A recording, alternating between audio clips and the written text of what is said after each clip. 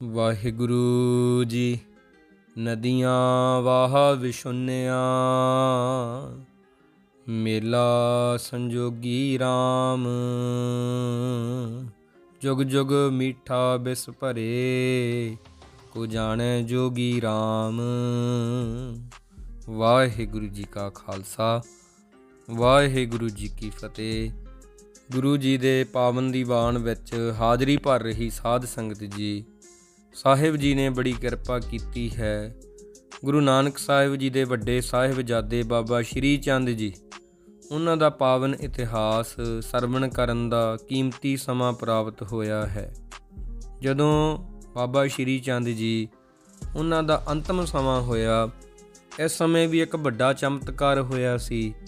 ਬਹੁਤ ਘੱਟ ਸੰਗਤਾਂ ਨੂੰ ਇਹਦੀ ਬਾਬਤ ਪਤਾ ਹੈ। ਸੰਪੂਰਨ ਇਤਿਹਾਸ ਆਓ ਸਰਵਣ ਕਰਦੇ ਹਾਂ। ਜਦੋਂ ਬਾਬਾ ਸ਼੍ਰੀ ਚੰਦ ਜੀ ਚੰਬੇ ਦੀ ਧਰਤੀ 'ਤੇ ਗਏ ਆ, ਉਦੋਂ ਉੱਥੋਂ ਦਾ ਰਾਜਾ ਜਿਹੜਾ ਸੀ, ਮਹਾਰਾਜ ਸੱਚੇ ਪਾਤਸ਼ਾਹ ਜੀ ਦੀ ਕਿਰਪਾ ਦੁਆਰਾ ਗੁਰੂ ਨਾਨਕ ਸਾਹਿਬ ਜੀ ਦਾ ਮੁਰੀਦ ਸੀ।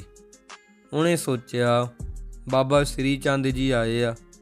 ਜਦੋਂ ਬਾਰਠ ਵਿੱਚ ਆਉਣ ਦੀ ਖਬਰ ਚੰਬੇ ਦੇ ਰਾਜੇ ਨੂੰ ਹੋਈ ਆ, ਉਹਨੇ ਵੀ ਬੇਨਤੀ ਕੀਤੀ ਵੀ ਤੁਸੀਂ ਗੁਰੂ ਨਾਨਕ ਸਾਹਿਬ ਜੀ ਦੇ ਸਾਹਿਬਜ਼ਾਦੇ ਹੋ, ਦਰਸ਼ਨ ਦਿਓ। ਬਾਬਾ ਜੀ ਨੇ ਫਿਰ ਉਹਦੀ ਬੇਨਤੀ ਮੰਨੀ ਆ।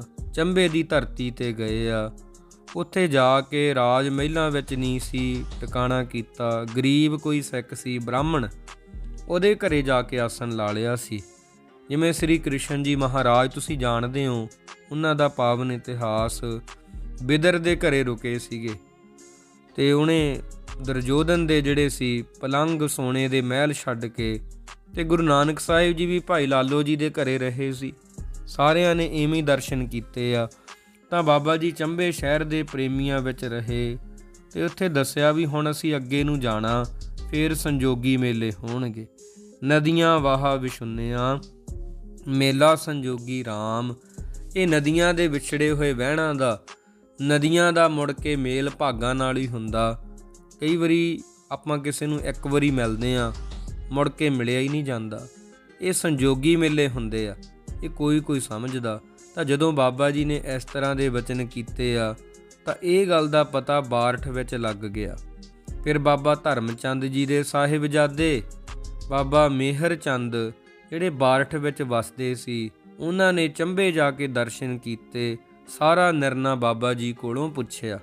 ਜਿਵੇਂ ਸਾਧ ਸੰਗਤ ਜੀ ਆਪਾਂ ਮਹਾਂਪੁਰਖਾਂ ਤੋਂ ਪੁੱਛਦੇ ਹਾਂ, ਬਾਬਾ ਜੀ ਨੇ ਦੱਸਿਆ ਵੀ ਇਹੋ ਵਿਚਾਰ ਆ। ਤਾਂ ਇੱਥੇ ਹੁਣ ਅਸੀਂ ਅੱਗੇ ਚਲੇ ਜਾਣਾ ਹੈ। ਬਾਬਾ ਸ਼੍ਰੀ ਚੰਦ ਜੀ ਨੇ ਨਾਮ ਜਪਣ ਦੀ ਇਹ ਵਿਧੀ ਵੀ ਦੱਸੀ ਆ ਅਤੇ ਆਖਿਆ ਕਲਯੁਗ ਦਾ ਭਿਆਨਕ ਸਮਾਂ, ਹੋਰ ਕੋਈ ਮੰਨੇ ਨਾ ਮੰਨੇ, ਪਰ ਤੁਸੀਂ ਮੇਰੇ ਪੂਜਨੀਕ ਪਿਤਾ ਜੀ ਗੁਰੂ ਨਾਨਕ ਸਾਹਿਬ ਜੀ ਦੀ ਅੰਸ਼ ਵੰਸ਼ ਅਤੇ ਮੈਨੂੰ ਮੰਨਣ ਵਾਲੇ ਮੇਰੇ ਜਿਹੜੇ ਸੰਤ ਪਿਆਰੇ ਆ, ਉਹਨਾਂ ਦਾ ਸਤਿਕਾਰ ਕਰਨਾ। ਇਹ ਮੇਰਾ ਹੀ ਕਹਿਣਾ ਨਹੀਂ, ਬਲਕਿ ਭਵਿੱਖਤ ਪੁਰਾਣ ਪੜ੍ਹ ਲਓ, ਸਕੰਦ ਪੁਰਾਣ ਪੜ੍ਹ ਲਓ, ਰਿਸ਼ੀਆਂ ਮੁਨੀਆਂ ਦੇ ਵਿਚਾਰ ਪੜ੍ਹ ਲਓ। ਉਹਨਾਂ ਨੇ ਵੀ ਦੱਸਿਆ ਕਲਯੁਗ ਵਿੱਚ ਉਧਾਰ ਜਿਹੜਾ ਹੋਣਾ, ਉਹ ਨਾਮ ਦੇ ਨਾਲ ਹੀ ਹੋਣਾ ਹੈ। ਫਿਰ ਬਾਬਾ ਸ਼੍ਰੀ ਚੰਦ ਜੀ ਨੇ ਆਖਿਆ, ਸ਼੍ਰੀ ਮੇਹਰ ਚੰਦ ਤੇ ਮਾਣਕ ਚੰਦ, ਹੁਣ ਤੁਸੀਂ ਸਿਆਣੇ ਹੋ ਗਏ ਹੋ, ਘਰ ਸੰਭਾਲਣ ਜੋਗੇ ਵੀ ਹੋ ਗਏ ਹੋ। ਸਾਡੇ ਵੱਲੋਂ ਆਪਣੇ ਪਿਤਾ ਧਰਮ ਚੰਦ ਨੂੰ ਸਤ ਕਰਤਾਰ ਬੁਲਾਣਾ ਤੇ ਆਖਣਾ, ਹੁਣ ਉਹ ਸਾਡੇ ਮੋਹ ਪਿਆਰ ਨੂੰ ਛੱਡ ਕੇ ਆਪਣੇ ਦਾਦਾ ਜੀ ਗੁਰੂ ਨਾਨਕ ਸਾਹਿਬ, ਉਹਨਾਂ ਦੇ ਜਨਮ ਸਥਾਨ ਪ੍ਰਕਾਸ਼ ਸਥਾਨ ਆ ਨਾ ਜਿਹੜਾ ਸ੍ਰੀ ਨਨਕਾਣਾ ਸਾਹਿਬ, ਉਹਦੀ ਸੇਵਾ ਸੰਭਾਲਣ ਨੂੰ ਜਾਣ। ਅਤੇ ਤੁਸੀਂ ਇੱਥੇ ਦੋਵੇਂ ਜਾਣੇ ਸ੍ਰੀ ਕਰਤਾਰਪੁਰ ਠਹਿਰਨਾ ਹੈ ਅਤੇ ਡੇਰਾ ਸਾਹਿਬ ਦੀ ਸੇਵਾ ਵੀ ਨਿਭਾਉਣੀ ਆ। ਉਹ ਨਸੀਹਤਾਂ ਦੇ ਕੇ ਬਾਬਾ ਸ਼੍ਰੀ ਚੰਦ ਜੀ ਨੇ ਮੇਹਰ ਚੰਦ ਨੂੰ ਆਪਣੇ ਘਰ ਨੂੰ ਤੋਰਿਆ। ਅਤੇ ਹੋਰ ਵੀ ਸਾਧ ਸੰਗਤ ਜੀ ਇੱਥੇ ਪ੍ਰੇਮੀ ਜਿਹੜੇ ਮੰਨਣ ਵਾਲੇ ਸੀ ਬਾਬਾ ਜੀ ਨੂੰ, ਉਹ ਵੀ ਆਏ ਸੀਗੇ। ਉਦੋਂ ਵਾਰੀ ਸੰਗਤਾਂ ਆਉਂਦੀਆਂ ਨੇ। ਬਾਬਾ ਜੀ ਨੇ ਇਸ ਤਰ੍ਹਾਂ ਦੇ ਬਚਨ ਕਿਉਂ ਕਹਿ ਦਿੱਤੇ ਵੀ ਹੁਣ ਸੰਜੋਗੀ ਮੇਲਾ ਹੋਵੇਗਾ? ਇਹ ਬਹੁਤ ਵੱਡੀ ਗੱਲ ਸੀ। ਸਿਆਣੇ ਸੂਝਵਾਨ ਸਿੱਖ ਸਮਝ ਚੁੱਕੇ ਸੀ। ਫਿਰ ਭਾਈ ਕਮਲੀਆ ਜੀ ਆਏ ਆ, ਉਹਨਾਂ ਨੂੰ ਬਹੁਤ ਬੇਅੰਤ ਅਸੀਸਾਂ ਬਾਬਾ ਸ਼੍ਰੀ ਚੰਦ ਜੀ ਨੇ ਦਿੱਤੀਆਂ। ਘੁੱਟ ਕੇ ਛਾਤੀ ਨਾਲ ਲਾ ਲਿਆ, ਕਹਿੰਦੇ ਤੁਸੀਂ ਸਾਡੀ ਬਹੁਤ ਸੇਵਾ ਕੀਤੀ ਆ, ਮੇਰੇ ਬਲ ਭਦਰ ਰਹੇ ਹੋ। ਸਰੀਰ ਧਾਰੀ ਕ੍ਰਿਸ਼ਨ ਭਗਵਾਨ ਅਤੇ ਉਹਨਾਂ ਦੇ ਬਲ ਭਦਰ ਵੀ ਵਿਛੜੇ ਸੀ। ਪਰ ਮਨ ਤੇ ਆਤਮਾ ਇੱਕ ਰਹੀ ਸੀ। ਤਿਵੇਂ ਮੇਰਾ ਤੇ ਤੁਹਾਡਾ ਸਰੀਰ ਕਰਕੇ ਭਾਵੇਂ ਸੰਜੋਗ ਮੁੱਕ ਰਿਹਾ, ਇਹ ਵਿਜੋਗ ਦੀ ਕਾਰ ਵਰਤਣੀ ਹੀ ਵਰਤਣੀ ਆ। ਸਰੀਰਾਂ ਦਾ ਸਦਾ ਸਾਥ ਨਹੀਂ ਹੁੰਦਾ, ਪਰ ਸਾਡੀ ਭਾਈ ਕਮਲੀਆ ਜੀ ਤੇ ਤੁਹਾਡੀ ਮਨ ਤੇ ਆਤਮਾ ਇੱਕ ਹੀ ਰਹੇਗੀ। ਇਹ ਕੇਵਲ ਸਰੀਰਾਂ ਦਾ ਵਿਛੋੜਾ, ਕਿਉਂਕਿ ਮੰਨਣਾ ਪੈਂਦਾ ਭਾਣਾ। ਵੱਡੇ ਵੱਡੇ ਪੀਰ ਪੈਗੰਬਰ ਆਉਂਦੇ ਆ, ਸਮਾਂ ਪਾ ਕੇ ਉਹਨਾਂ ਨੂੰ ਵੀ ਜਾਣਾ ਪੈਂਦਾ। ਤਾਂ ਇਹ ਤਾਂ ਭਾਈ ਆਵਤ ਅਕੇਲਾ ਜਾਤ ਅਕੇਲਾ, ਹਮ ਤੁਮ ਸੰਗ ਝੂਠੇ ਸਭ ਬੋਲਾ, ਇਹ ਤਾਂ ਜਾਣਾ ਹੀ ਪੈਣਾ। ਬਾਬਾ ਜੀ ਨੇ ਫਿਰ ਸੁਨੇਹਾ ਦਿੱਤਾ, ਆਪਣੀ ਸੰਪਰਦਾਇ ਵੱਲ ਵੀ ਇਹ ਆਖਿਆ ਵੀ ਸਾਡੇ ਪਿਤਾ ਸਤਿਗੁਰੂ ਬਾਬਾ ਨਾਨਕ ਜੀ ਗ੍ਰਸਤੀ ਸਨ।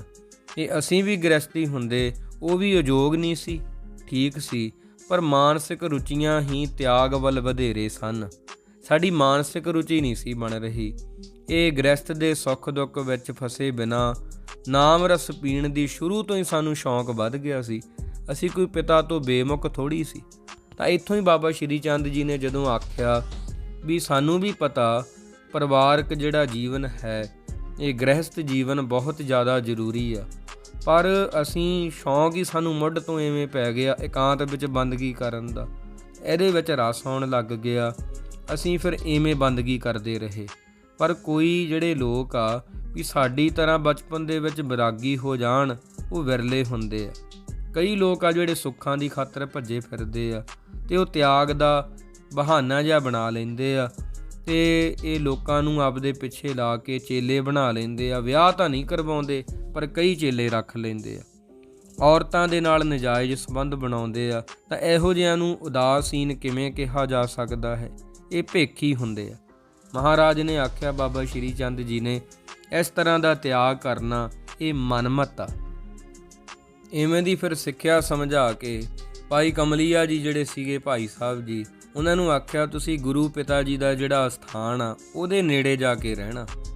ਭਾਈ ਕਮਲੀਆ ਜੀ ਵਿਛੜਨਾ ਨਹੀਂ ਸੀ ਚਾਹੁੰਦੇ, ਸਦਾ ਤੋਂ ਹੀ ਆਗਿਆਕਾਰੀ ਸੀਗੇ। ਫਿਰ ਬਾਬਾ ਜੀ ਦੇ ਚਰਨਾਂ 'ਤੇ ਲੰਮਾ ਪੈ ਕੇ ਡੰਡੌਤ ਕੀਤੀ ਆ, ਅਸੀਸਾਂ ਪਾਈਆਂ। ਦਿਲ ਤਾਂ ਬੜਾ ਉਦਾਸ ਸੀ ਕਿ ਕਰਤਾਰਪੁਰ ਸਾਹਿਬ ਹੁਣ ਜਾਣਾ ਪਵੇਗਾ। ਇਹ ਵਿਜੋਗ, ਇਹ ਵਿਛੋੜਾ ਸਹਿਆ ਨਾ ਜਾਏ। ਇਹ ਸਹਿਣਾ ਔਖਾ ਸੀ ਵਿਛੋੜਾ, ਪਰ ਹੁਣ ਹੁਕਮ ਵੀ ਮੰਨਣਾ ਪੈਣਾ ਵੀ ਇਹ ਮੇਰੀ ਜ਼ਿੰਮੇਵਾਰੀ ਆ। ਜਿੱਥੇ ਹੁਣ ਡੇਹਰਾ ਬਾਬਾ ਨਾਨਕ ਹੈ ਸਥਾਨ, ਅਤੇ ਉੱਥੇ ਕਰਤਾਰਪੁਰ ਸਾਹਿਬ ਦੇ ਲਾਗੇ ਹੀ ਆ, ਥੋੜ੍ਹੀ ਜਿਹੀ ਵਾਟ ਆ, ਪਰ ਇਹ ਹੁਣ ਹਿੰਦੁਸਤਾਨ ਪੰਜਾਬ ਦੀ ਧਰਤੀ 'ਤੇ ਆ। ਉਹ ਉਧਰ ਕਰਤਾਰਪੁਰ ਸਾਹਿਬ ਪਾਕਿਸਤਾਨ ਦੇ ਵਿੱਚ ਆ, ਅਤੇ ਲਾਂਘਾ ਵੀ ਬਣਿਆ ਹੋਇਆ, ਸੰਗਤਾਂ ਜਾਂਦੀਆਂ ਨੇ। ਤਾਂ ਉਦੋਂ ਫਿਰ ਇੱਥੇ ਰਹਿਣ ਲਈ ਇਹਨਾਂ ਨੂੰ ਕਹਿ ਦਿੱਤਾ। ਜਿਸ ਤਰ੍ਹਾਂ ਬਾਬਾ ਸ਼੍ਰੀ ਚੰਦ ਜੀ ਦੀ ਭਾਈ ਕਮਲੀਆ ਜੀ ਨੇ ਸੇਵਾ ਕੀਤੀ, ਉਹਨਾਂ ਨੇ ਆਖਿਆ ਵੀ ਤੁਹਾਡੀ ਸੇਵਾ ਕੀਤੀ ਕਬੂਲ ਆ, ਪ੍ਰਵਾਨ ਹੋ ਗਈ ਆ। ਇੱਥੇ ਵੀ ਦਰਗਾਹ ਵਿੱਚ ਵੀ ਤੁਹਾਨੂੰ ਆਨੰਦ ਮਿਲੇਗਾ। ਭਾਈ ਕਮਲੀਆ ਜੀ ਨੂੰ ਇੱਥੋਂ ਗੁਰੂ ਪਿਤਾ ਜੀ ਦੇ ਦੇਹੁਰੇ ਨੂੰ ਭੇਜ ਦਿੱਤਾ। ਆਪ ਫਿਰ ਹੁਣ ਆਪਣੇ ਸੱਚ ਦੇ ਦੇਸ਼ ਵਿੱਚ ਪਹੁੰਚਣ ਦੀਆਂ ਤਿਆਰੀਆਂ ਬਾਬਾ ਜੀ ਨੇ ਕੀਤੀਆਂ। ਇਹ ਬਾਬਾ ਸ਼੍ਰੀ ਚੰਦ ਜੀ ਜਦੋਂ 7 ਸਾਲ ਦੇ ਸੀਗੇ ਤਾਂ ਉਦੋਂ ਗੁਰੂ ਪਿਤਾ ਜੀ ਨੇ ਆਖਿਆ ਸੀ, ਪੁੱਤਰ ਜੀ ਆਹ ਮੰਤਰ ਦਾ ਜਾਪ ਕਰਿਆ ਕਰੋ, ਸਤਨਾਮ ਸਤਨਾਮ ਮੰਤਰ। ਪਿਆਰ ਨਾਲ ਕਿਹਾ ਸੀ, ਐ ਬੇਟਾ ਸ਼੍ਰੀ ਚੰਦ, ਲੱਖ ਲੱਖ ਗੇੜਾ ਆਖੀਐ, ਏਕ ਨਾਮ ਜਗਦੀਸ਼, ਏ ਤਰਾਹੇ ਪਤ ਪਵੜੀਆ, ਚੜੀਐ ਹੋਏ ਅਕੀਸ। ਇਹ ਜਿਹੜਾ ਬਚਨ ਆ ਨਾ ਬਾਬਾ ਨਾਨਕ ਜੀ ਦੇ ਬਾਬਾ ਸ਼੍ਰੀ ਚੰਦ ਜੀ ਨੂੰ ਕੀਤੇ ਹੋਏ ਆ। ਇਹ ਬਹੁਤ ਘੱਟ ਸੰਗਤਾਂ ਨੂੰ ਪਤਾ। ਜਪਜੀ ਸਾਹਿਬ ਦੀ ਬਾਣੀ ਦੇ ਵਿੱਚ ਬਹੁਤ ਕਿਰਪਾ ਹੈ ਵੀ ਇੱਕ ਜੀਵ ਦੇ ਨਾਲ ਲੱਖਾਂ ਵਾਰ ਸਵਾਮੀ ਦੇ ਨਾਮ ਨੂੰ ਜਿਹੜਾ ਉਚਾਰਨਾ ਬਣਦਾ ਹੈ। ਇਹਦੇ ਨਾਲ ਕੀ ਹੋਵੇਗਾ? ਅਕਾਲ ਪੁਰਖ ਦਾ ਨਾਮ ਤਾਂ ਇੱਕ ਆ, ਇੱਕ ਲੱਖ ਵਾਰੀ ਆਖੀਏ ਤਾਂ ਫਿਰ ਕੀ ਹੋਵੇਗਾ? ਵਾਰ-ਵਾਰ ਉਹਦਾ ਸਿਮਰਨ ਹੋ ਜਾਵੇਗਾ, ਹੰਕਾਰ ਦੂਰ ਹੋ ਜਾਵੇਗਾ। ਇਹ ਪੌੜੀਆਂ ਨੇ ਜੀ, ਇਹ ਤਰਾਹੇ ਪਤ ਪਵੜੀਆ, ਚੜੀਐ ਹੋਏ ਅਕੀਸ। ਅਕਾਲ ਪੁਰਖ ਨੂੰ ਮਿਲਣ ਵਾਸਤੇ ਪੌੜੀਆਂ ਨੇ, ਸਿਮਰਨੀ ਪੌੜੀ ਆ। ਕਿਵੇਂ ਚੜ੍ਹਿਆ ਜਾਊਗਾ? ਆਪਾ ਗਵਾ ਕੇ ਚੜ੍ਹਿਆ ਜਾਊਗਾ ਨਾ। ਲੱਖਾਂ ਜੀਭਾਂ ਨਾਲ ਵੀ ਗਿਣਤੀ ਦੇ ਸਿਮਰਨ ਨਾਲ ਕੁਝ ਨਹੀਂ ਬਣਦਾ ਜੇ ਅੰਦਰ ਗੁਰੂ ਦਾ ਪਿਆਰ ਨਾ ਹੋਵੇ। ਇਉਂ ਸੁਣ ਕੇ ਬਾਬਾ ਸ਼੍ਰੀ ਚੰਦ ਜੀ ਨੇ ਇਹ ਗੱਲ ਗੁਰੂ ਪਿਤਾ ਬਾਬਾ ਨਾਨਕ ਜੀ ਦੀ ਪੱਲੇ ਬੰਨ੍ਹੀ ਸੀ ਅਤੇ ਉਦੋਂ ਤੋਂ ਸਤਨਾਮ ਸਤਨਾਮ ਦਾ ਮੰਤਰ ਦਾ ਅਭਿਆਸ ਵੀ ਕੀਤਾ। ਬਹੁਤ ਮਨ ਜਿਹੜਾ ਆਪਣਾ ਭਟਕਦਾ ਬੀਤੇ ਸਮੇਂ ਦੀਆਂ ਯਾਦਾਂ ਵਿੱਚ ਸਾਧ ਸੰਗਤ ਜੀ ਦੇਖੋ ਚਲਿਆ ਜਾਂਦਾ। ਹੁਣ ਵੀ ਭਾਵੇਂ ਤੁਸੀਂ ਇੱਥੇ ਬੈਠੇ ਹੋ ਦੀਵਾਨ ਦੇ ਵਿੱਚ, ਚੇਤੇ ਰੱਖਿਓ ਇਹ ਬੀਤੇ ਸਮੇਂ ਦੀਆਂ ਯਾਦਾਂ ਵਿੱਚ ਮਨ ਚਲਾ ਜਾਂਦਾ। ਮਨ ਦਾ ਸੁਭਾਅ ਆਉਣ ਵਾਲੇ ਸਮੇਂ ਦੀ ਚਿੰਤਾ ਵਿੱਚ ਭਟਕਣਾ, ਲੰਘ ਚੁੱਕੇ ਸਮੇਂ ਵਿੱਚ ਚਲੇ ਜਾਣਾ। ਕੁਝ ਮਿਲਿਆ ਸੀ, ਵਿਛੜ ਗਿਆ, ਉਹਦੀਆਂ ਯਾਦਾਂ ਅੰਦਰ ਪਈਆਂ ਨੇ, ਵਾਰ-ਵਾਰ ਆਉਂਦੀਆਂ ਨੇ ਤਾਂ ਮਨ ਨਿਕਲ ਜਾਂਦਾ ਬਾਹਰ। ਬਾਬਾ ਸ਼੍ਰੀ ਚੰਦ ਜੀ ਨੇ ਫਿਰ ਮਹਿਸੂਸ ਕੀਤਾ ਕਿ ਵਾਕਈ ਗੁਰੂ ਪਿਤਾ ਜੀ ਦਾ ਸਤਿਨਾਮ ਮੰਤਰ ਮੇਰੇ ਕੰਮ ਆਇਆ। ਤਾਂ ਇਹਦੇ ਕਰਕੇ ਹੀ ਅਕਾਲ ਪੁਰਖ ਵਿੱਚ ਅਭੇਦ ਹੋਣ ਵਾਲੀ ਗੱਲ ਬਣੀ ਆ। ਫਿਰ ਹੁਣ ਦੇਖਿਆ ਵੀ 5 ਭੌਤਿਕ ਸਰੀਰ, ਇਹਨੂੰ ਬਾਹਲਾ ਸਮਾਂ ਤੁਰਦੇ ਫਿਰਦੇ ਰੱਖਣਾ ਹੁਕਮ ਨਹੀਂ ਪਰਮੇਸ਼ਰ ਦਾ। ਕਿਸੇ ਨੂੰ ਦੱਸਿਆ ਨਹੀਂ ਕਿ ਕਿਹੜੇ ਵੇਲੇ ਅਸੀਂ ਨਜ਼ਰੋਂ ਓਹਲੇ ਹੋ ਜਾਣਾ ਹੈ। ਇੱਥੇ ਚੰਬੇ ਦੇ ਵਿੱਚ ਜਿਹੜੇ ਬ੍ਰਾਹਮਣ ਦੇ ਘਰੇ ਰਹੇ ਸੀਗੇ, ਸ਼ੈਸ਼ ਦੇ ਘਰੇ ਰਹੇ ਸੀ, ਭਾਈ ਕਮਲੀਆ ਜੀ ਜਦੋਂ ਚਲੇ ਗਏ ਆ ਤਾਂ 5 ਦਿਨ ਇੱਥੇ ਰਹੇ ਆ। ਰਾਜਾ ਚੰਬਾ ਨਗਰ ਵਾਸੀਆਂ ਨੂੰ ਦਰਸ਼ਨ ਦਿੱਤੇ ਆ।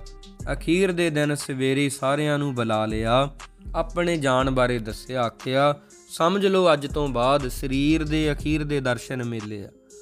ਵੈਸੇ ਜਿਹੜੇ ਬਾਬਾ ਜੀ ਨੂੰ ਯਾਦ ਕਰਦੇ ਆ ਅੱਜ ਵੀ ਉਹਨਾਂ ਨੂੰ ਉਹਨਾਂ ਦੇ ਪ੍ਰਤੱਖ ਦਰਸ਼ਨ ਹੋ ਜਾਂਦੇ ਆ, ਪਰ ਉਸ ਵਕਤ ਤਾਂ ਉਹ ਸਰੀਰ ਦੀ ਗੱਲ ਹੀ ਸੀ ਨਾ। ਇਹ ਗੱਲ ਤਾਂ ਹੁਣ ਭਾਈ ਮਰਦਾਨਾ ਜੀ ਨੂੰ ਗੁਰੂ ਨਾਨਕ ਸਾਹਿਬ ਜੀ ਜਨਮ ਸਾਖੀਆਂ ਪੜ੍ਹੋ ਵਾਰ-ਵਾਰ ਕਹਿ ਰਹੇ ਆ। ਭਾਈ ਮਰਦਾਨਾ ਜੀ ਨੂੰ, ਮਰਦਾਨਿਆਂ ਸਰੀਰਾਂ ਦਾ ਸਦਾ ਸਾਥ ਨਹੀਂ ਹੁੰਦਾ, ਸਮਾਂ ਪਾ ਕੇ ਇਹ ਜਰਜਰੇ ਹੋ ਜਾਂਦੇ ਆ, ਇਹ ਬੋਡੇ ਹੋ ਜਾਂਦੇ ਆ, ਇਹਨਾਂ ਦਾ ਪੱਕਾ ਸਾਥ ਨਹੀਂ, ਇਹ ਵੀ ਇੱਥੇ ਪਏ ਰਹਿ ਜਾਂਦੇ ਆ। ਤਾਂ ਬਾਬਾ ਜੀ ਨੇ ਫਿਰ ਹੁਣ ਆਖਿਆ ਵੀ ਪਰਮੇਸ਼ਰ ਵੱਲੋਂ ਹੁਕਮ ਹੋ ਗਿਆ, ਕਿਉਂਕਿ ਮਹਾਂਪੁਰਖਾਂ ਨੂੰ ਆਪਣੇ ਜਾਣ ਦਾ ਸਮਾਂ ਪਤਾ ਹੁੰਦਾ ਵੀ ਕਦੋਂ ਇਹ ਹੁਕਮ ਹੋ ਗਿਆ, ਹੁਣ ਜਾਣਾ ਹੀ ਪੈਣਾ, ਵੀ ਹੁਣ ਸਰੀਰ ਰੱਖਣ ਦਾ ਕੋਈ ਫਾਇਦਾ ਨਹੀਂ। ਬਾਕੀ ਬਾਬਾ ਜੀ ਕੋਲ ਰਿੱਧੀਆਂ ਸਿੱਧੀਆਂ ਤਾਂ ਹੱਥ ਜੋੜ ਕੇ ਖੜੀਆਂ ਸੀ, ਤਾਂ ਸਾਰਿਆਂ ਨੂੰ ਉਹਨਾਂ ਨੇ ਬੁਲਾਇਆ, ਸੰਕਲਪ ਵੀ ਦੱਸਿਆ। ਇਉਂ ਆਖਿਆ ਭਾਈ ਸਤ ਕਰਤਾਰ ਕਹੋ ਸਾਰੇ, ਸਤਨਾਮ ਦਾ ਜਾਪ ਕਰਿਆ ਕਰੋ। ਇਹ ਕਹਿ ਕੇ ਜੰਗਲ ਵੱਲ ਨੂੰ ਚਾਲੇ ਪਾ ਦਿੱਤੇ ਆ। ਲੋਕਾਂ ਨੇ ਜਾਣਿਆ, ਕਈਆਂ ਨੇ ਜਿਹੜੇ ਜਿਨ੍ਹਾਂ ਵਿੱਚ ਅਲਬਗਤਾ ਸੀਗੀ ਵੀ ਇਹਨਾਂ ਗਿਆਨ ਨਹੀਂ ਸੀ ਵੀ ਕਿਸੇ ਪਹਾੜੀ 'ਤੇ ਚਲੋ ਜਾ ਰਹੇ ਹੋਣਗੇ, ਇਕਾਂਤ ਵਿੱਚ ਬੈਠ ਕੇ ਸਿਮਰਨ ਕਰਨਗੇ, ਹੁਣ ਉੱਧਰ ਵਸਣ ਦਾ ਖਿਆਲ ਹੋਊਗਾ ਵੀ ਐਸੀ ਕੋਈ ਗੱਲ ਹੋਣੀ ਆ। ਪਰ ਕਿਸੇ ਨੇ ਨਾ ਜਾਣਿਆ ਕਿ ਬਾਬਾ ਸ਼੍ਰੀ ਚੰਦ ਜੀ ਤਾਂ ਸਦਾ ਲਈ ਜਾ ਰਹੇ ਆ। ਜਿਸ ਕਰਕੇ ਉਹਨਾਂ ਨੂੰ ਵਿਦਾ ਕਰਨ ਨੂੰ ਸਾਰੇ ਨਾਲ ਤਾਂ ਚੱਲੇ ਆ। ਥੋੜ੍ਹੀ ਦੂਰ ਜਾ ਕੇ ਇੱਕ ਪਿੱਪਲ ਦਾ ਰੁੱਖ ਆਇਆ। ਸਾਧ ਸੰਗਤ ਜੀ, ਜਨਮ ਸਾਖੀ ਵਿੱਚ ਬਾਬਾ ਜੀ ਦੀ ਕਥਾ ਲਿਖੀ ਹੋਈ ਆ, ਗਿਆਨੀ ਈਸ਼ਰ ਸਿੰਘ ਜੀ ਨਾਰਾ, ਉਹਨਾਂ ਨੇ ਇਹ ਕਥਾ ਜਿਹੜੀ ਆ ਖੋਜੀ ਆ, ਲੱਭੀ ਆ, ਵਿਚਾਰੀ ਆ ਤੇ ਜਨਮ ਸਾਖੀ ਵਿੱਚ ਲਿਖਿਆ ਹੋਇਆ। ਮੈਂ ਕੋਈ ਆਪਣੇ ਵੱਲੋਂ ਨਹੀਂ ਕਹਿ ਰਿਹਾ। ਕਈ ਵਾਰੀ ਸਾਧ ਸੰਗਤ ਜੀ ਸਵਾਲ ਹੁੰਦਾ ਕਿ ਭਾਈ ਸਾਹਿਬ ਜੀ ਤੁਸੀਂ ਇਹ ਗੱਲ ਕਿੱਥੋਂ ਪ੍ਰਮਾਣ ਲਿਆ, ਤਾਂ ਮੈਂ ਆਪ ਜੀ ਨੂੰ ਦੱਸ ਰਿਹਾ। ਥੋੜ੍ਹੀ ਦੂਰ ਜਾ ਕੇ ਇੱਕ ਪਿੱਪਲ ਦੇ ਬ੍ਰਿਛ ਹੇਠਾਂ ਚੌਂਕੜੀ ਮਾਰ ਕੇ ਬਾਬਾ ਜੀ ਬੈਠ ਗਏ ਆ। ਇੱਥੋਂ ਸਾਰਿਆਂ ਨੂੰ ਅਸੀਸਾਂ ਦਿੱਤੀਆਂ, ਜੋਰੋ ਜੋਰੀ ਪਿੱਛੇ ਨੂੰ ਮੋੜਿਆ। ਹੁਣ ਦੇਖੋ ਭਾਈ ਕਮਲੀਆ ਜੀ ਦਾ ਜਿਵੇਂ ਪਿਆਰ ਆ ਬਾਬਾ ਸ਼੍ਰੀ ਚੰਦ ਜੀ ਦੇ ਨਾਲ, ਹੋਰਾਂ ਦਾ ਵੀ ਆ, ਸਿੱਖ ਸੰਗਤਾਂ ਦਾ ਵੀ ਆ, ਕਿਉਂਕਿ ਬਾਬਾ ਨਾਨਕ ਜੀ ਦਾ ਵਰ ਹੋਇਆ ਸੀ ਗੱਦੀ ਭਾਵੇਂ ਭਾਈ ਲਹਿਣਾ ਜੀ ਨੂੰ ਮਿਲੀ ਹੈ ਮਾਤਾ ਸੁਲੱਖਣੀ ਜੀ ਦੀ ਬੇਨਤੀ ਕਰਨ 'ਤੇ, ਪਰ ਸਤਿਕਾਰ ਬਹੁਤ ਹੋਵੇਗਾ ਬਾਬਾ ਸ਼੍ਰੀ ਚੰਦ ਤੇ ਬਾਬਾ ਲਖਮੀ ਦਾਸ ਜੀ ਦਾ। ਉਹਦੀ ਤੁਸੀਂ ਫਿਕਰ ਨਾ ਕਰਨਾ। ਇਹਨਾਂ ਨੂੰ ਵੀ ਕੁਝ ਦੇ ਕੇ ਜਾ ਰਹੇ ਆ, ਖਾਲੀ ਨਹੀਂ ਜਾ ਰਹੇ। ਬਰਾਗੀ ਮਨ ਸੀ ਸਾਰਿਆਂ ਨੂੰ। ਪਿੱਛੇ ਜਦੋਂ ਮੋੜਿਆ ਨਾ, ਲੋਕਾਂ ਨੇ ਪਰਤ ਕੇ ਵੇਖਿਆ ਕਿ ਬਾਬਾ ਜੀ ਉੱਥੇ ਨਹੀਂ ਹਨ। ਪਿੱਪਲ ਦੇ ਰੁੱਖ ਹੇਠਾਂ ਅਲੋਪ ਹੋ ਗਏ, ਕਿੱਧਰੇ ਕਿਸੇ ਨੂੰ ਜਾਂਦੇ ਨਹੀਂ ਦਿਸੇ। ਹੈਰਾਨ ਹੋ ਗਏ ਕਿ ਬਾਬਾ ਜੀ ਕੋਲ ਅਣਮਾਂ ਮਹਿਮਾਂ ਰਿੱਧੀਆਂ ਸਿੱਧੀਆਂ ਗੁਪਤ ਪ੍ਰਗਟ ਹੋਣ ਦੀ ਸ਼ਕਤੀ ਸੀਗੀ, ਸੂਖਮ ਰੂਪ ਦੇ ਵਿੱਚ ਲੋਪ ਹੋ ਗਏ। ਹੈਰਾਨ ਹੋ ਕੇ ਲੋਕ ਘਰਾਂ ਨੂੰ ਆਏ। ਮੇਰੇ ਕਹਿਣ ਦਾ ਭਾਵ ਇਹ ਆ ਵੀ ਬਾਬਾ ਸ਼੍ਰੀ ਚੰਦ ਜੀ ਨੂੰ ਆਖਰੀ ਦਰਸ਼ਨ ਸਾਧ ਸੰਗਤ ਨੂੰ, ਜਿਹੜੀ ਚੰਬੇ ਵਾਲੀ ਸੰਗਤ ਸੀ, ਬਸ ਉੱਥੇ ਪਿੱਪਲ ਦੇ ਰੁੱਖ ਹੇਠਾਂ ਹੋਏ ਆ। ਬਾਕੀ ਨਹੀਂ ਉਹਨਾਂ ਨੂੰ ਪਤਾ ਲੱਗਾ ਕਿਵੇਂ ਘਟਨਾ ਵਾਪਰੀ ਆ, ਕਿਵੇਂ ਭਾਣਾ ਵਾਪਰਿਆ। ਇਹ ਹੁਣ ਇਸ ਤਰ੍ਹਾਂ ਵੀ ਆਮ ਬੰਦੇ ਨੂੰ ਵੀ ਪਤਾ ਲੱਗ ਜਾਂਦਾ ਵੀ ਮੇਰਾ ਹੁਣ ਜਾਣ ਦਾ ਸਮਾਂ ਆ ਗਿਆ। ਜਿਹੜੇ ਬਹੁਤੇ ਬਿਮਾਰ ਹੁੰਦੇ ਆ ਉਹਨਾਂ ਨੂੰ ਇਹ ਜਮਦੂਤ ਦਿਸਣ ਲੱਗ ਜਾਂਦੇ ਆ। ਮਹਾਂਪੁਰਖਾਂ ਨੂੰ ਥੋੜ੍ਹੀ ਹੋਰ ਵਿਧੀ ਹੁੰਦੀ ਆ, ਉਹਨਾਂ ਨੂੰ ਗਿਆਨ ਹੁੰਦਾ ਅਗਲਾ ਵੀ ਪਿਛਲਾ ਵੀ ਕਦੋਂ ਅਸੀਂ ਦੁਨੀਆ ਤੋਂ ਜਾਣਾ। ਕਈ ਮਹਾਂਪੁਰਖ ਤਾਂ ਮਹੀਨਾ 2 ਮਹੀਨੇ ਕਈ ਸਾਲ ਪਹਿਲਾਂ ਦੱਸ ਦਿੰਦੇ ਆ ਕਿ ਫਲਾਣੇ ਦਿਨ ਅਸੀਂ ਚੜ੍ਹਾਈ ਕਰ ਜਾਣਾ ਹੈ। ਕਿਹਾ ਤਾਂ ਸੀ ਬਾਬਾ ਸ੍ਰੀ ਚੰਦ ਜੀ ਨੇ, ਭਾਈ ਆਖਰੀ ਦਰਸ਼ਨ ਮੇਲੇ ਆ, ਨਦੀਆਂ ਵਾਹਾ ਵਿਸ਼ੁੰਨਿਆ, ਮੇਲਾ ਸੰਜੋਗੀ ਰਾਮ। ਪਰ ਉਦੋਂ ਲੋਕਾਂ ਨੂੰ ਨਾ ਪਤਾ ਨਹੀਂ ਲੱਗੀ ਇਹ ਗੱਲ। ਕਿਉਂਕਿ ਆਪਾਂ ਉਹ ਜੀਵ ਆ ਜਿਨ੍ਹਾਂ ਨੂੰ ਨਾ ਤਾਂ ਪੂਰਨ ਰੂਪ ਦੇ ਵਿੱਚ ਬਾਣੀ ਉੱਪਰ ਭਰੋਸਾ, ਮਾਫ ਕਰਨਾ, ਪੜ੍ਹਦੇ ਅਸੀਂ ਹੈਗੇ ਆ, ਭਾਵੇਂ ਆਪਾਂ ਗੁਰਦੁਆਰਾ ਸਾਹਿਬ ਵੀ ਆਉਂਦੇ ਆ ਸੰਗਤ ਜੀ ਚੱਲ ਕੇ, ਪਰ ਉਹਨਾਂ ਭਰੋਸਾ ਸਾਡਾ ਨਹੀਂ ਹੈ। ਤੇ ਇਹ ਚੀਜ਼ ਵੀ ਮੇਲੇ ਜਿਹੜੇ ਆ ਸੰਜੋਗੀ ਹੁੰਦੇ ਆ, ਸੰਜੋਗ ਵਿਜੋਗ ਕਰਨ ਵਾਲਾ ਵੀ ਪਰਮੇਸ਼ਰ ਆ।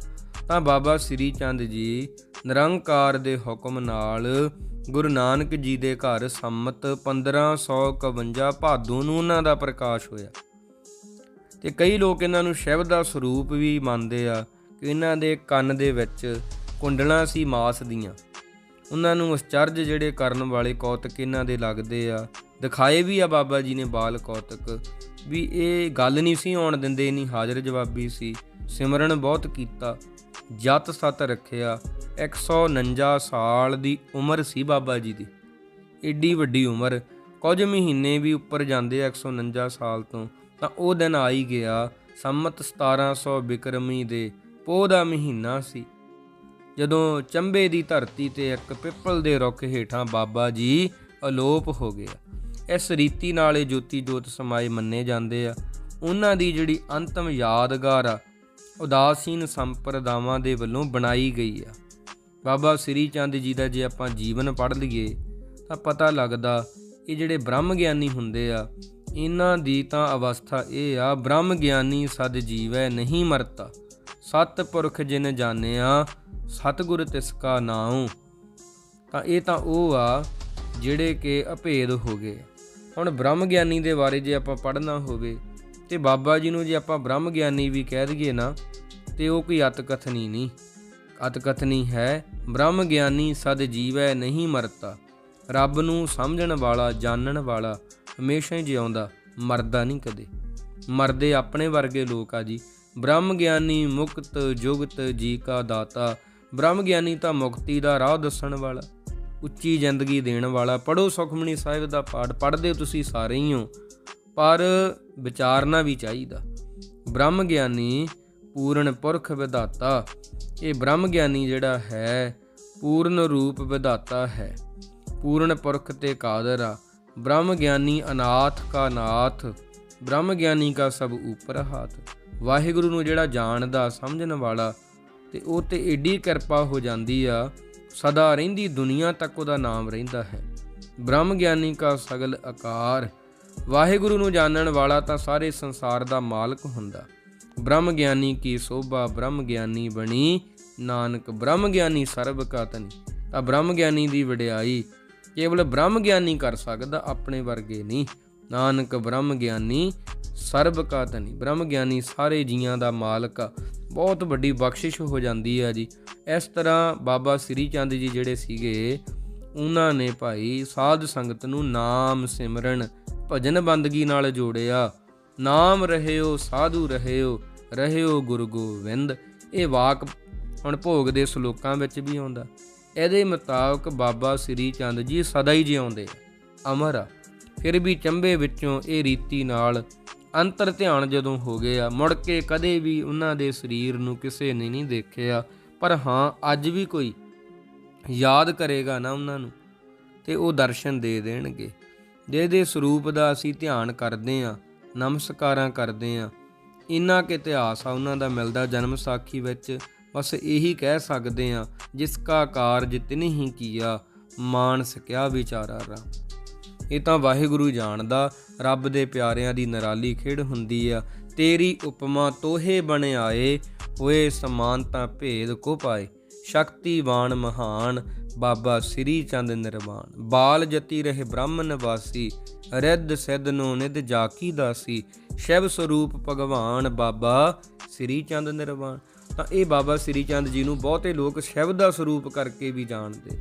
ਪਰ ਦੇਖੋ ਜੀ, ਇਹ ਤਾਂ ਗੁਰੂ ਨਾਨਕ ਸਾਹਿਬ ਜੀ ਦੀ ਕਿਰਪਾ ਹੈ, ਜਿਨ੍ਹਾਂ ਨੇ ਬਾਬਾ ਸ੍ਰੀ ਚੰਦ ਜੀ ਨੂੰ ਇੰਨੇ ਵਾਰ ਇੰਨੀਆਂ ਅਸੀਸਾਂ ਦਿੱਤੀਆਂ।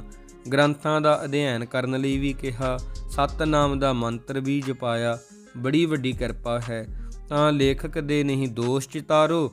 ਇਹ ਜਨਮ ਸਾਖੀ ਵਿੱਚ ਨਾ ਇਹ ਇੱਕ ਕਵਿਤਾ ਜੀ ਬਣਾ ਕੇ ਈਸ਼ਰ ਸਿੰਘ ਜੀ ਨੇ ਲਿਖੀ ਆ, ਬੜੀ ਸੁੰਦਰ ਹੈ। ਭੇਦ ਨਾ ਜਾਤਾ ਏ ਭੁੱਲ ਵਿਸਾਰੋ, ਕਰ ਬੰਧਨਾ ਧਰ ਧਿਆਨ, ਬਾਬਾ ਸ੍ਰੀ ਚੰਦ ਨਿਰਵਾਣ। ਤਾਂ ਧੰਨਾ ਕਮਾਈ ਬਾਬਾ ਸ੍ਰੀ ਚੰਦ ਜੀ ਦੀ। ਗਿਆਨੀ ਜੀ ਕਹਿ ਰਹੇ ਆ ਵੀ ਸਾਡੇ ਤੋਂ ਵੀ ਜੇ ਇਹਨਾਂ ਦੀ ਸ਼ਾਨ ਵਿੱਚ ਲਿਖਦੇ ਆ ਕੋਈ ਗਲਤੀ ਹੋ ਗਈ ਹੋਵੇ, ਬਾਬਾ ਜੀ ਅਣਜਾਣ ਬੱਚੇ ਜਾਣ ਕੇ ਮਾਫ ਕਰ ਦਿਓ। ਇਵੇਂ ਕ੍ਰਿਸ਼ਨਾ ਪੱਖ ਦੀ ਪੰਚਮੀ ਨੂੰ ਚੰਬੇ ਵਿੱਚੋਂ ਲੋਪ ਹੋ ਗਏ ਬਾਬਾ ਸ੍ਰੀ ਚੰਦ ਜੀ। ਕਰਾਮਾਤਾਂ ਪਹਿਲਾਂ ਵੀ ਦਿਖਾਈਆਂ, ਰਾਜਿਆਂ ਦਾ ਮਾਣ ਤੋੜਿਆ, ਜਿਹੜੇ ਜ਼ਬਰ ਕਰ ਰਹੇ ਸੀ, ਲੋਕਾਂ ਦਾ ਧਰਮ ਕੱਟੜਤਾ ਨਾਲ ਬਦਲ ਰਹੇ ਸੀ, ਉਹਨਾਂ ਨੂੰ ਵੀ ਸਿੱਖਿਆ ਦਿੱਤੀ। ਬੜੀ ਵੱਡੀ ਅਪਾਰ ਬਖਸ਼ਿਸ਼ ਹੋ ਜਾਂਦੀ ਆ ਜਿਹੜੇ ਵਾਹਿਗੁਰੂ ਦੇ ਬਣ ਕੇ ਰਹਿੰਦੇ ਆ। ਧੰਨ ਬਾਬਾ ਸ੍ਰੀ ਚੰਦ ਜੀ। ਐਸਾ ਜੀਵਨ ਭਾਈ ਕਮਲੀਆ ਜੀ ਨੇ ਤਨ ਮਨ ਧਨ ਇਹ ਗੁਰੂ ਮਹਾਰਾਜ ਦੀ ਕਿਰਪਾ ਨਾਲ ਬਾਬਾ ਜੀ ਦੀ ਸੇਵਾ ਕੀਤੀ। ਲੋਕਾਂ ਦੇ ਪ੍ਰੇਸ਼ਨਾਂ ਦੇ ਉੱਤਰ ਬਾਬਾ ਸ੍ਰੀ ਚੰਦ ਜੀ ਨੇ ਦਿੱਤੇ। ਇਹ ਗੱਲ ਮੰਨੀ ਆ। ਪਿਤਾ ਜੀ ਨੇ ਜੋ ਆਖਿਆ ਸੀ ਪਰਿਵਾਰਕ ਜੀਵਨ ਵਿੱਚ ਰਹਿ ਕੇ ਬੰਦਗੀ ਕਰਨੀ ਚਾਹੀਦੀ ਆ, ਠੀਕ ਆ। ਮੈਂ ਇਹ ਨਹੀਂ ਕਿ ਪਿਤਾ ਜੀ ਦਾ ਕੋਈ ਹੁਕਮ ਨਹੀਂ ਮੰਨਿਆ। ਅਸਲ ਦੇ ਵਿੱਚ ਗੱਲ ਇਹ ਹੈ ਵੀ ਬਚਪਨ ਤੋਂ ਹੀ ਮੇਰਾ ਇਕਾਂਤ ਵਿੱਚ ਰਹਿਣਾ ਮੈਨੂੰ ਪਸੰਦ ਸੀ, ਜਿਹਦੇ ਕਰਕੇ ਬੜੀ ਦੇਰੀ ਹੋ ਗਈ, ਮੈਂ ਸ਼ਾਦੀ ਨਹੀਂ ਕਰਵਾਈ। ਸਿਮਰਨ ਕਰਦੇ ਹਾਂ, ਸਿਮਰਨ ਦੇ ਵਿੱਚ ਰਤਿਆਂ 149 ਸਾਲ ਬਹੁਤ ਹੋ ਜਾਂਦੇ ਆ। ਕੁਝ ਮਹੀਨੇ ਉਮਰ ਬਿਤਾ ਕੇ ਬਾਬਾ ਜੀ ਸੱਚਖੰਡ ਚਲੇ ਗਏ। ਗੁਰਮੁਖ ਪਿਆਰਿਓ, ਇਹ ਉਹਨਾਂ ਦਾ ਇਤਿਹਾਸ ਆ। ਆਪ ਜੀ ਨੇ ਦੀਵਾਨ ਵਿੱਚ ਹਾਜ਼ਰੀਆਂ ਭਰੀਆਂ, ਬੜੀ ਇਕਾਗਰਤਾ ਬਣਾ ਕੇ ਰੱਖੀ ਆ। ਮੈਂ ਸੰਗਤਾਂ ਦਾ ਧੰਨਵਾਦ ਕਰਦਾ ਹਾਂ। ਅਸੀਂ ਵੀ ਭਾਈ ਇਹ ਬਾਣੀ ਦੇ ਅੱਖਰਾਂ ਨੂੰ, ਜੇ ਇਤਿਹਾਸ ਨੂੰ ਆਪਣੇ ਹਿਰਦੇ ਵਿੱਚ ਵਸਾ ਲਵਾਂਗੇ, ਸਾਡਾ ਵੀ ਭਲਾ ਹੋ ਜਾਵੇਗਾ। ਆਓ ਜੀ, ਗੁਰੂ ਨਾਨਕ ਸਾਹਿਬ ਕਿਰਪਾ ਕਰਨ, ਇਹ ਕੀਤੀ ਵਿਚਾਰ ਹਿਰਦਿਆਂ 'ਚ ਵਸੇ। ਅਸੀਂ ਵੀ ਗੁਰ ਸ਼ਬਦਾਂ ਦੀ ਕਮਾਈ ਕਰਕੇ ਉੱਚੇ ਸੁੱਚੇ ਜੀਵਨ ਵਾਲੇ ਬਣ ਜਾਈਏ। ਦੇਹੋ ਸੱਜਣ ਅਸੀਸੜੀਆਂ, ਜਿਉ ਹੋਵੇ ਸਾਹਿਬ ਸਿਉ ਮੇਲ। ਜੋਤੀ ਜੋਤ ਰਲੀ, ਸੰਪੂਰਨ ਥੀਆ ਰਾਮ। ਸੂਰਜ ਕਿਰਨ ਮਿਲੇ, ਜਲ ਕਾ ਜਲ ਹੁਆ ਰਾਮ। ਸੋ ਸਾਧ ਸੰਗਤ ਜੀ, ਅੱਗੇ ਵਾਸਤੇ ਅਸੀਸ ਬਖਸ਼ਣੀ, ਪਿਆਰ ਬਖਸ਼ਣਾ, ਭੁੱਲ ਚੁੱਕ ਦੀ ਖਿਮਾ ਜੀ। ਵਾਹਿਗੁਰੂ ਜੀ ਕਾ ਖਾਲਸਾ, ਵਾਹਿਗੁਰੂ ਜੀ ਕੀ ਫਤਿਹ।